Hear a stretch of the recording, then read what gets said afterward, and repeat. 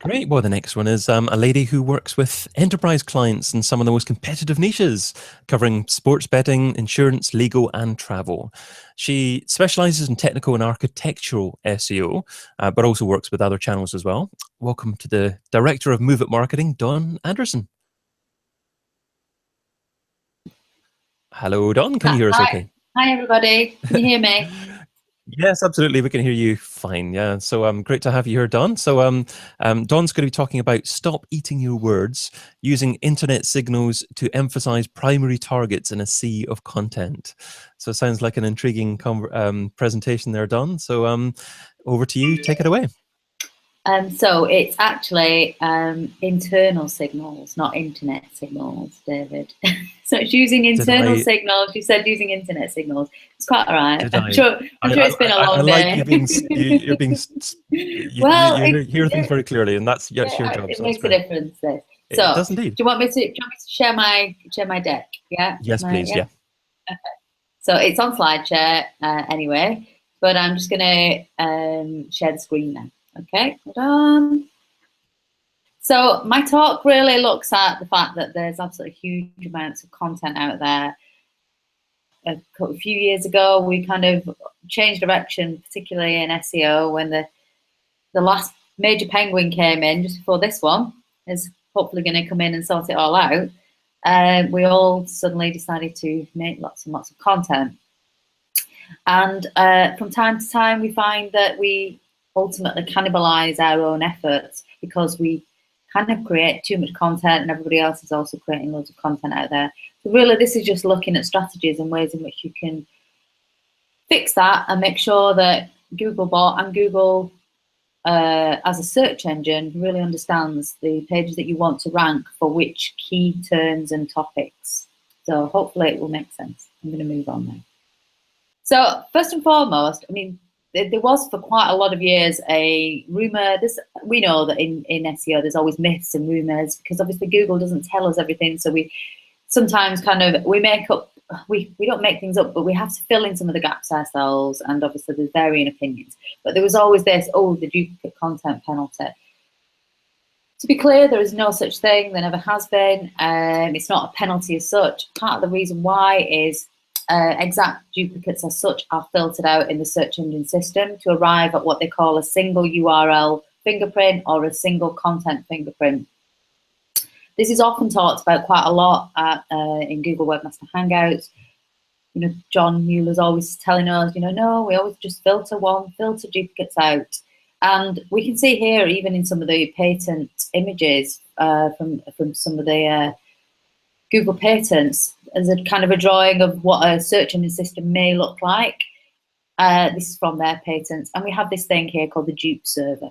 So this patent in particular talks about, duplicates being filtered out. So, they do have something in place to make sure there's only one of any particular document that's in the index. Because obviously, who wants to see lots and lots of the exact same thing?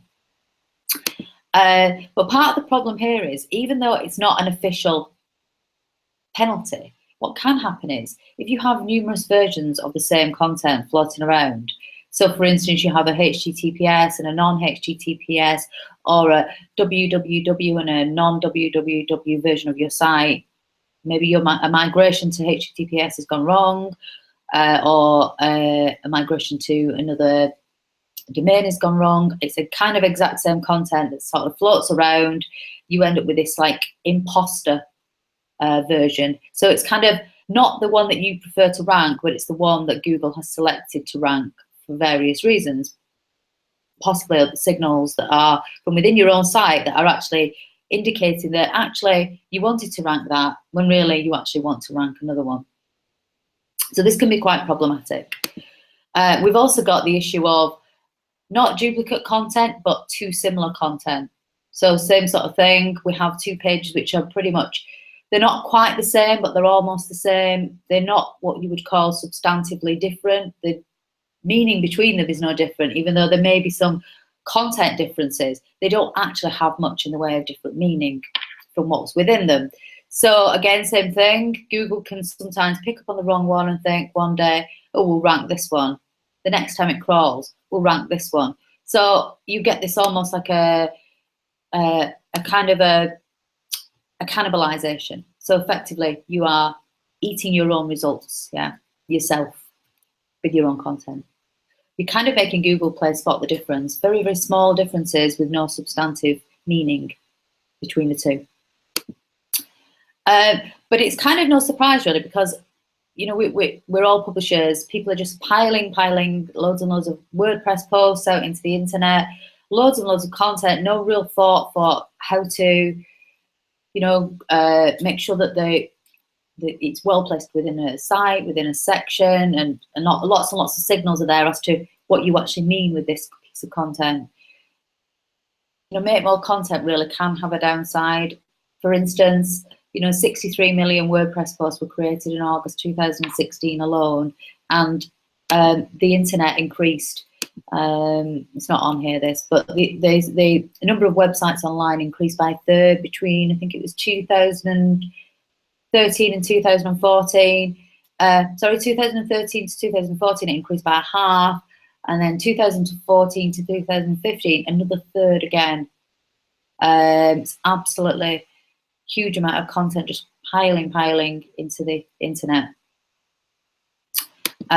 So it's a kind of there's a needle in here in this haystack, with the haystack being the internet, if you like, the www, Google crawling, and a lot of it kind of looks the same. So Google's having to go through all these pages just to find the right needle through lots and lots of hay, and then a needle eventually somewhere.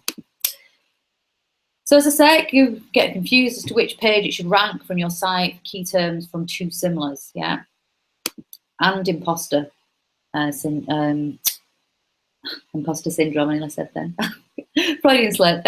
Imposter pages, imposter URLs. So there was a really, really good study I always refer to on cannibalization on major, huge sites, and by PyData Metrics. I'm a huge fan of their work, and John Earnshaw, I always love his talks. He talks about the 4 main types of cannibalization, and one of which is obviously content cannibalization, where you have like very similar product pages. You may be just checking your rankings for something once a week, but several times in that week, you'll find that if you have very similar pages, Google's swapping in and out the different pages for each other. It's almost like a seesaw effect, because there can't be 2 pages in there the same at any one time. In the index, so what happens is Google finds another signal from within your site when it crawls, processes, pushes it out, and it may be that one of your existing ranking page just kind of gets booted out in favor of another one. So it's quite problematic. I do recommend you go and look at that set of slides on SlideShare of John's. It's really, really good. As I say, as one page goes up into the index after crawling and processing, and the signals are stronger to that, then the other ones go down. So it's almost like I say, this in and out process. Some symptoms: different pages ranking for the same term. You're hanging around on page 2. You're kind of quite confident that you have everything in terms of authority, content itself, to achieve some really good first page results. But what happens is you just cannot get beyond that page 2. You're kind of diluting everything between pages that kind of mean more or less the same. Seasonality as well. Signals from within your site can mean that you have very similar pages, but the popularity of the internal links all shuffling around. Let's say, for instance, on event pages, where suddenly something is in season and something suddenly becomes massively more popular, that can end up pushing certain pages up above others. So this is very problematic. Sometimes you'll find a symptom is you're just not getting the click-through rate because wrong page ranking. And you're sharing impressions in Google Search Console for different pages for the same exact terms. Now, I'm not talking about terms that could potentially have different intents, or which are, if you like, top level queries that perhaps you want to there could be various meanings for. I'm talking about the longer tailed queries that actually in volume can drive quite a lot of traffic. This like the product pages, for instance. You know, you can have masses of product pages, but if they're all very similar, you really are shooting yourself in the foot. So one of the ways to deal with this is to, first and foremost, identify that you have a problem. Some symptoms, you know, you've got primary targets that just keep leaping around in the SERP. So, you know, for instance, this one, when we drilled in and looked at it, we found that actually there were 2 pages that were very similar. So they take these kind of leaps that are kind of outside of the general trend of the traffic or the rankings for the site. This is obviously using SEMrush's just rank checker, but these sorts of things just kind of generally jump out at you a little bit, and then you need to drill down. Don't assume that, you know, the page that you want to rank is the one that actually is ranking, and when you have a look in there, you actually often realize that it's not, and this is what happens. Check for page similarity. This is another free tool, actually. If you think you've not got a massive problem as such, you know, you just enter the first URL into here, the second URL, and actually a similar page checker on web confs just returns to you the percentage of, if you like, similarity or sameness. Yeah, commonality. There's obviously loads of tools that do this: Spotify, Deep Crawl, URL Profiler. Look in your Google Search Console. Look into the queries that,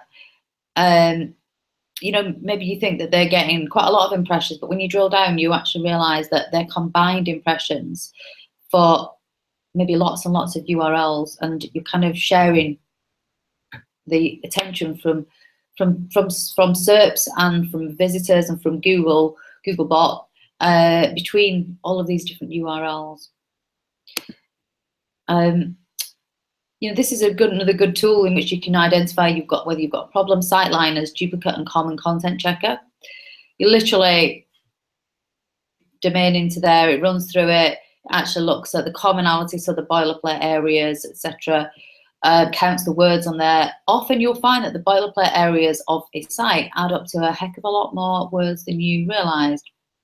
And in actual fact, Google do tell us to keep boilerplates and common areas to a minimum, because often on some of these really big dynamic sites, e-commerce sites, once you take away the boilerplate and the massive mega menu, there's not a huge amount left. So again, that is quite a problem. You know, duplicate content, which is actual identical pages. As I said, there's a difference between common content, which is boilerplate areas, and duplicate content, which is everything's the same. Yeah, SITELINER is really good. Free version up to so many URLs within your domain, but then like a freemium model. I like it. And then, as I say, you've got this SEMrush duplicate content checker. Allows you to see whether you've got any issues there. Deep Crawl for checking it as well, and checking also whether you may have, you know, crawling issues that are causing cannibalization within like different versions, so non-secure and secure, that can often come down to like internal linking, maybe old internal links that you left within your website that can then end up cannibalizing you. This is quite a good tool for checking that as well. On Page is another one that I've just started to use actually, which is really, really good. This one has, sorry, the site that I was testing this on actually doesn't have much duplicate content, because, you know, over time we've kind of fixed it. So I don't have one to show you that actually has a huge amount of duplicate content on it. But it does have some similar pages.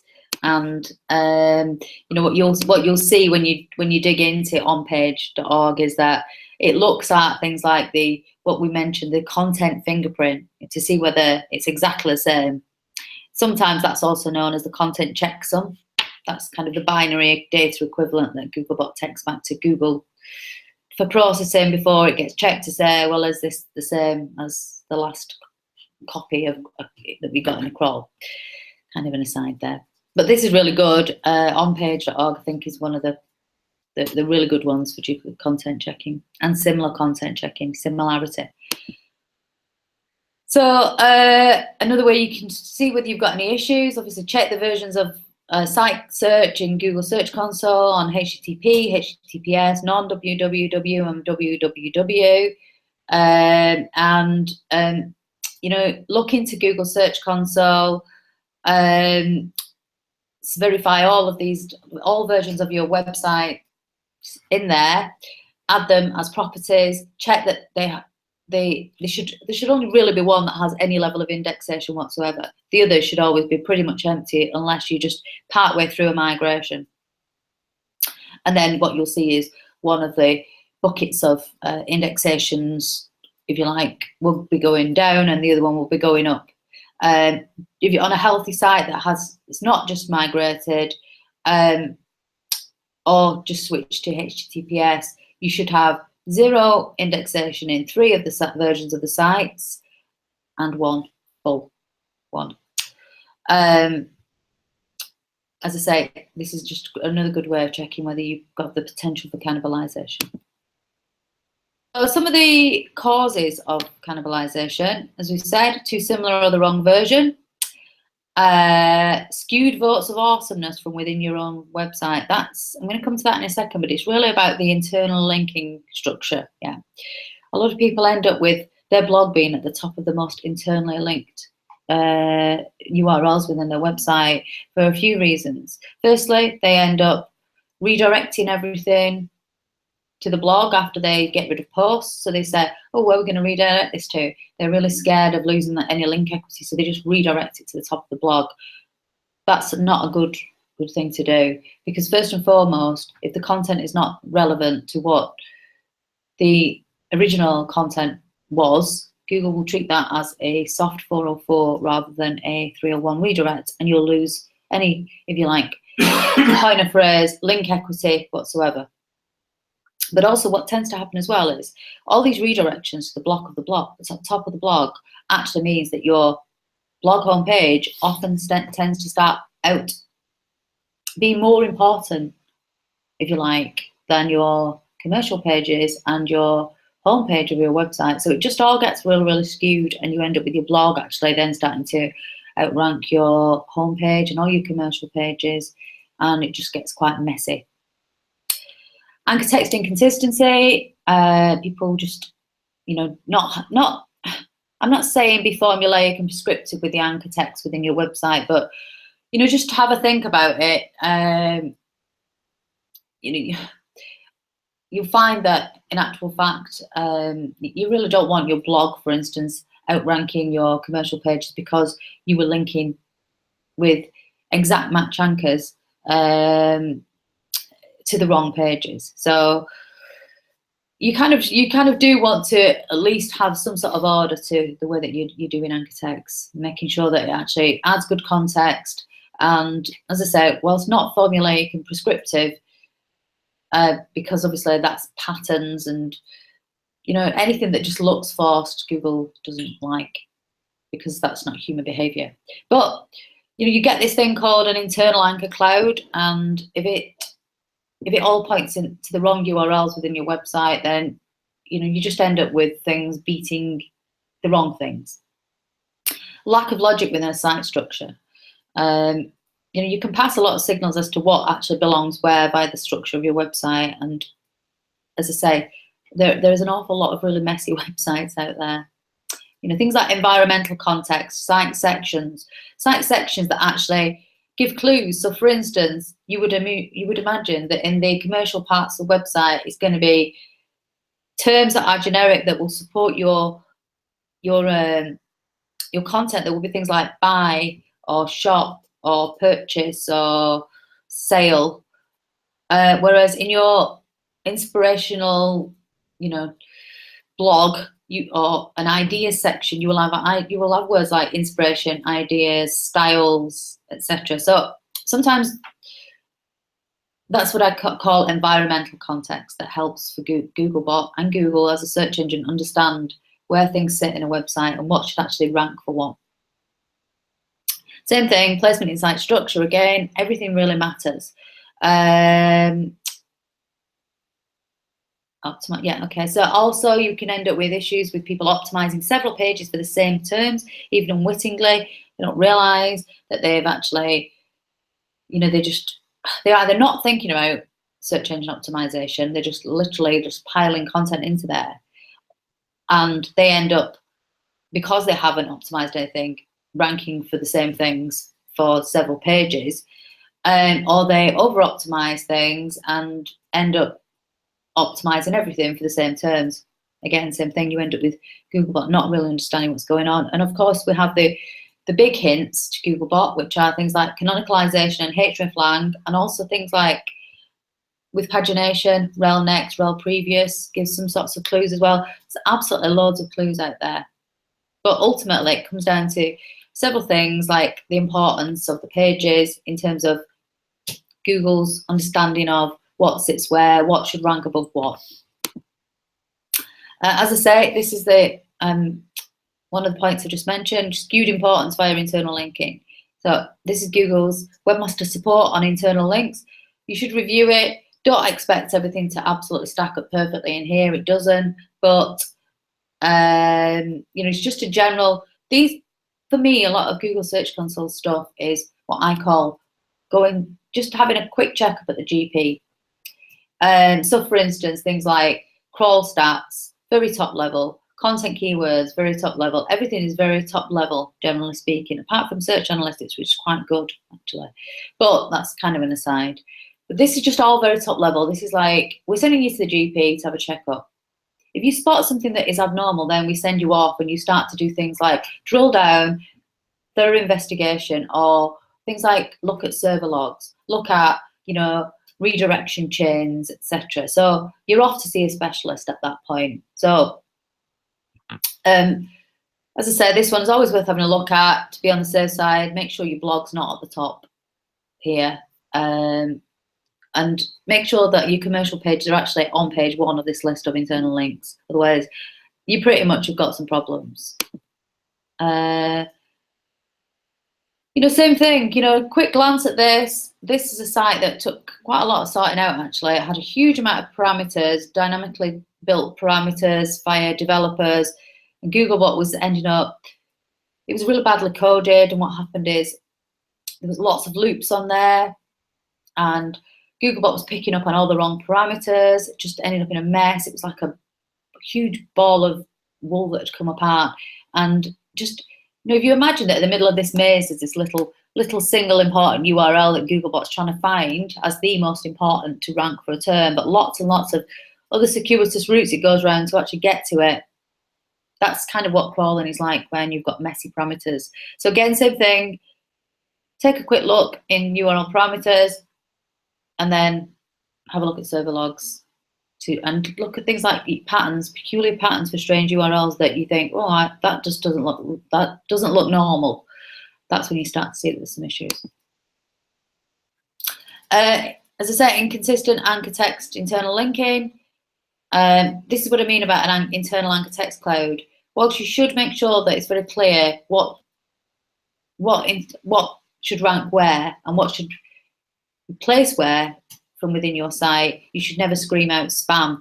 If Google looks at this internal links and the words in the anchors and it screams your money keyword, it kind of looks like spam. So just be very careful. These breadcrumbs are really great, actually, to sort of just get everything a little bit back on course, because it's kind of really logical. Obviously, the homepage of a website has the most internal links via the breadcrumb. The site section, category, and product articles have the least internal links in descending order. So it's almost like a kind of an inverse pyramid of importance.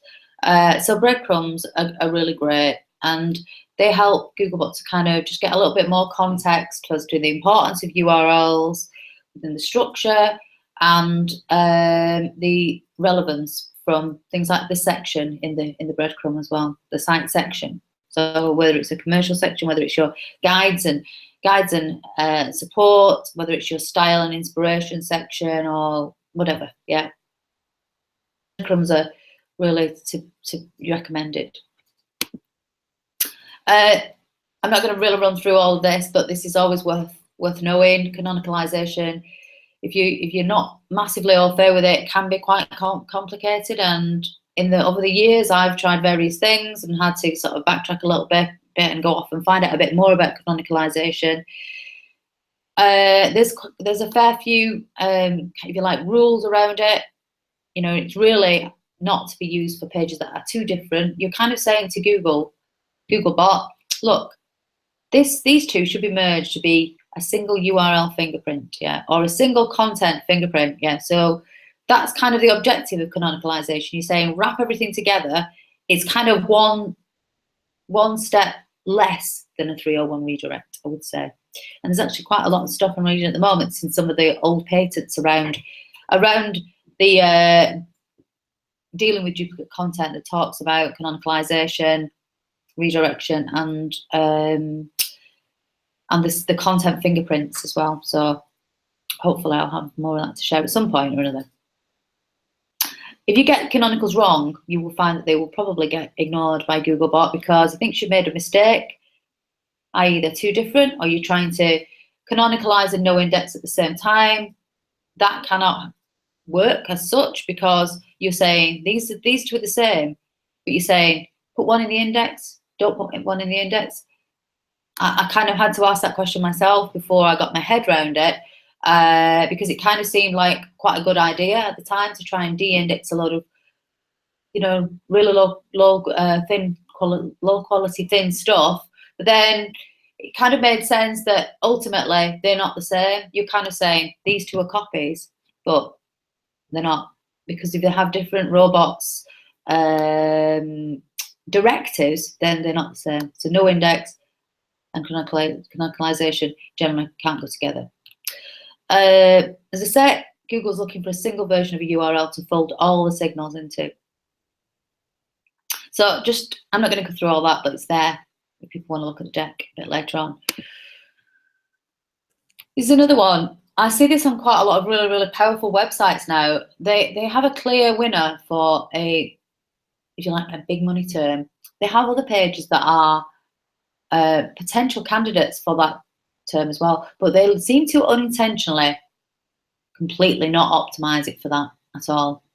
I'm talking about the duplicates. So they don't use the money term in the page title of the secondary URLs. You know, the ones that you could say, oh, well, these are kind of the same. They literally ramp up all the important elements like page title, H1, etc., content, H2s, H3s, all the kind of key elements there and the internal stuff, and then they really sort of put a dampener on anything else that could potentially fight with it. So just make sure you have I would say it's worth testing and scaling. Everything is worth testing and scaling, but, you know, always best to test. I would always say make sure your target is a clear winner and just suppress other things for the bigger terms. Merge up two similar content. You know, you don't need to create pages for variants and stemmings and synonyms and associated keywords. You know, you can build great pages including all of these things, and particularly now that Google's kind of, if you like, the web of data of a document, the semantic web is coming into fruition a bit more, starting to understand things and variations on words, like, as I said, stemmings and variants, so plurals, and I'll just give you some examples. Let me just think. So just a standard one: move, moved, moving, moves. You know, they're all kind of variations. One, moving is a stemming. Synonym maybe move, or I'm kind of thinking. Trying to think. My mind's gone blank. But an alternative to move, which kind of means the same. A synonym means it's the same, but a different word. But my mind has just gone totally blank. And associated keywords, things you would kind of tend to assume would go together. So, for instance, if you were on, I'm just again thinking off the top of my head, if you were on a shoe site, you would probably have things like heels, soles, talk about mules, kitten heels. You have a think about things that you would add together, and make sure you build great pages that are around these kind of topics. Fold in any really thin stuff that could potentially be just chipping away and taking a little bit of the importance from the really great pages. But concentrate, and you'll find that these pages really suddenly just fly up. And also have a think about readability too. We just ran a little bit of a test on actually trying to rewrite things in a way that people actually like to read, based on something we saw on like the UK government's website about readability, and the way that people are reading now is totally different. They don't like these really long and drawn out paragraphs and long sentences. So very like quick and sentences. And we found that the results of just doing some changes like that, even without adding additional content, made quite a big difference. And if you consider Google's kind of moving a little bit more towards voice search over time now, you know, maybe write like people talk. That's just another tip. But anyway, you need to do a content audit if you find you've got cannibalization issues. Random blogs. You know, I know everybody loves to blog, and there's bloggers and vloggers out there, etc. But there's very little order and logic within them. And this logic and order helps to avoid cannibalization, because Googlebot knows that the page you've got, your blog, that's around the same thing as you're actually trying to target in your commercial pages and sell things on, you know, doesn't realize that they shouldn't compete with each other. The point I'm making is that in a blog, there's just no order whatsoever. There's no intent. Google can't work out which is the key page here. And as I say, very often you find that people are so crazy blogging that they actually drive all the authority into there in any event, and your sales end up suffering. You end up having to do CRO more and more. Just no order whatsoever. You have to really think about the logic, and you know, if you think that Googlebot is Google's intention is to organize the world's information, and everything really should kind of have almost like a library style to it. So everything is in a great category, filed according to a system. You know, blogs kind of tend to be a bit chaotic. They're kind of just a rambled collection of many unrelated things. As I said, intent to content, write for humans, organize structurally for search engines and humans, yeah. So both, if you like, yeah, because Googlebot crawls the web in a logical manner. It helps to avoid cannibalization. This is kind of a bit of an example of something that hopefully would be a bit more sensible than just a blog on cats, yeah. So for instance, you'd have, you know, your cats is maybe your hub page, targeting the term cats. It needs to be powerful, obviously, because it's got a high search volume, this kind of thing. So you'd have like sections off that.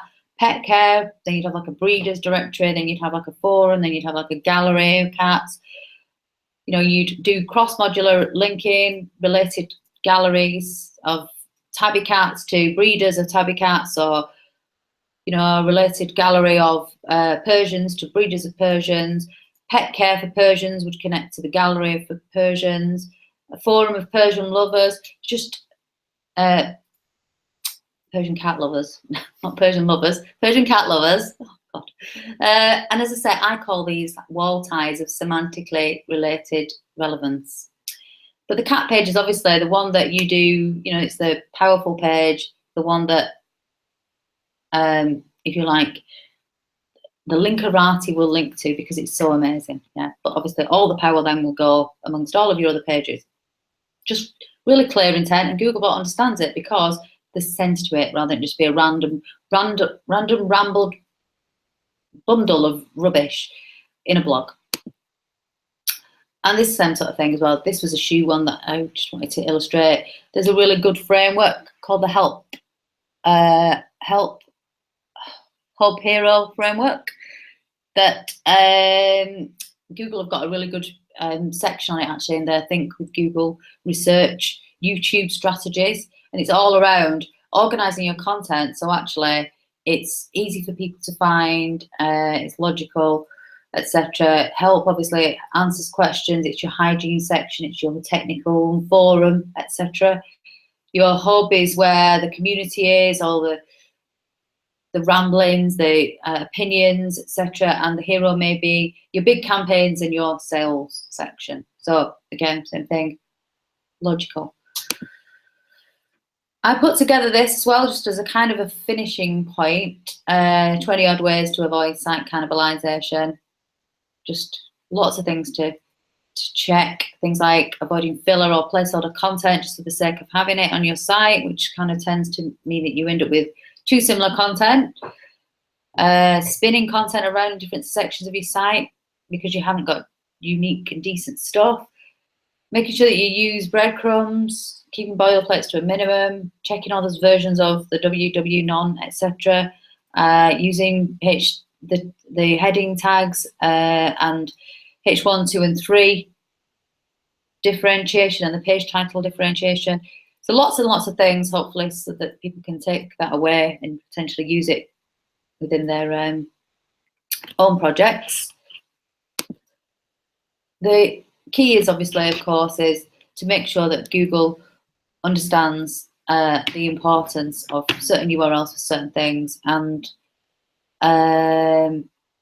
you can give those clues from within your own website, and this will help you to totally avoid cannibalization.